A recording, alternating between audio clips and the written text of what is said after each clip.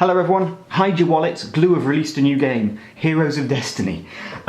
It's free to play, it's by Glue, it has in-app purchases.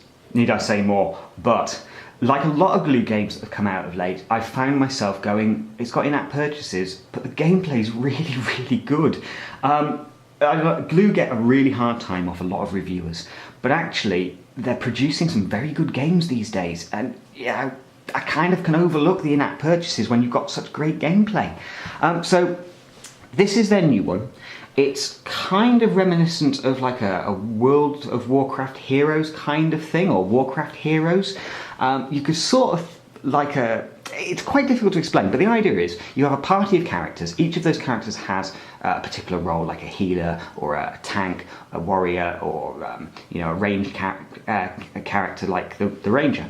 And the idea is to complete these various levels. Winning, obviously, would be preferable.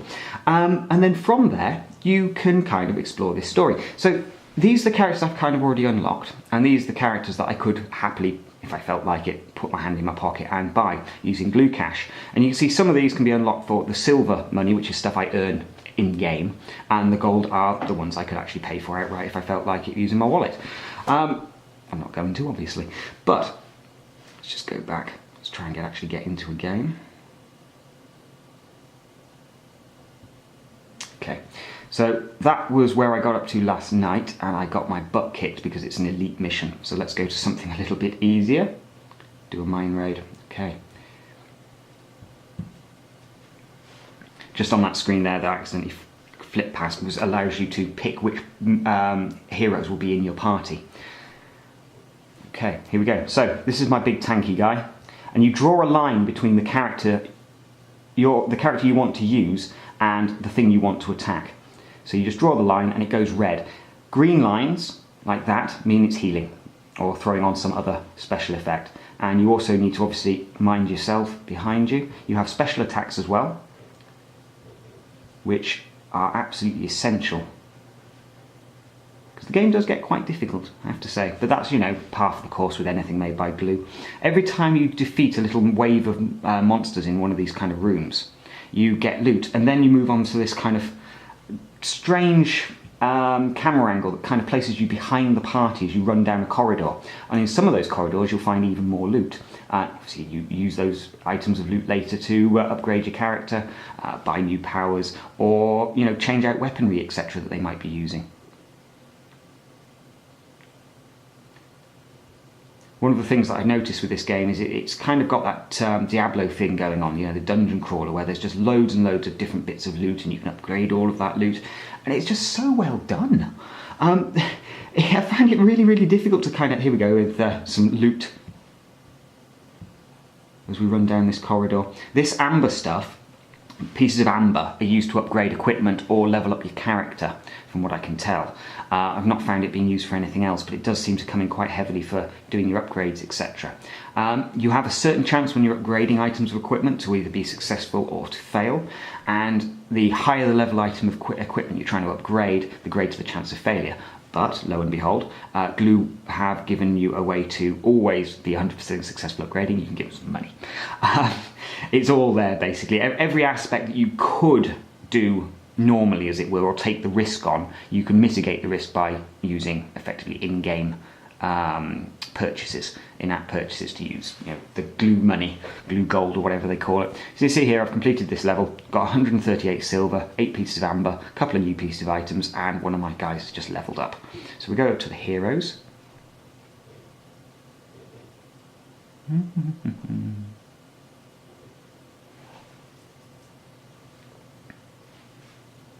Load times are a little bit slow in places.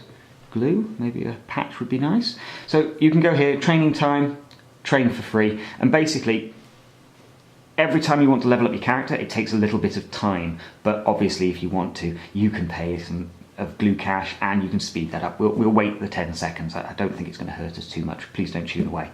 And essentially, once we've upgraded this character and done the training time, we can then choose a new skill or increase a current skill. So you can see here again, I could spend some glue cash if I want to, and I can get 2 skill points instead of 1 skill point. You can see how glue have kind of evolved this. Down every path is a choice. Use just your in-game money, and you can have half, or take the risk that item is not going to be successful on upgrade, or alternatively hand over some in-game glue money and you can then have a bigger bonus or be more successful. So in this case we'll choose to upgrade swiftness, so that creates me a new power. We'll upgrade that again because that's quite cool.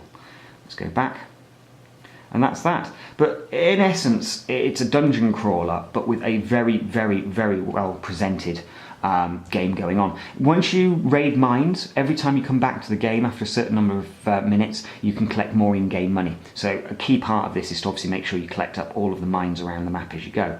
Let's pop over to this one. You can go back and replay a mission based on its difficulty. So once you've actually unlocked it by completing it once, you can go back and play it again and again and again, and you get different bonuses depending on obviously the difficulty level.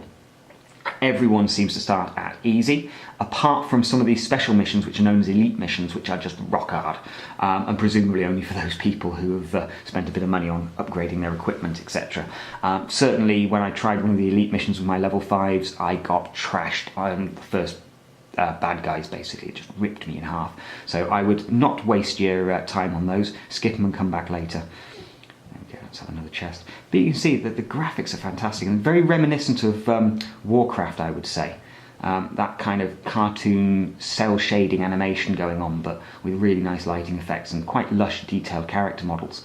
It works, and it works really well. A lot of thought feels like it's gone into this game.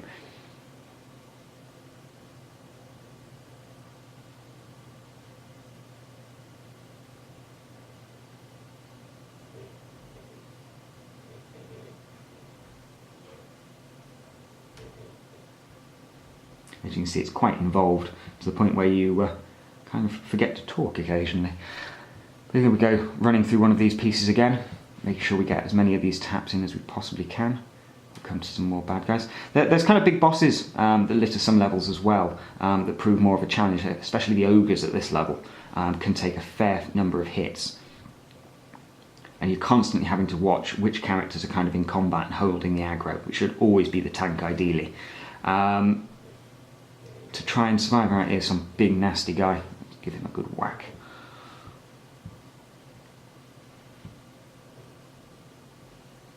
Got him. But yeah, not a bad release from Glue. One of their better titles, and yes, it's got in-app purchases, but it's not too badly done. It's not too gratuitous for your money, and you know, a really, really nice bit of gameplay. Certainly I've spent a fair hour now playing through this game and just finding it really fantastically well done. A great execution from Glue.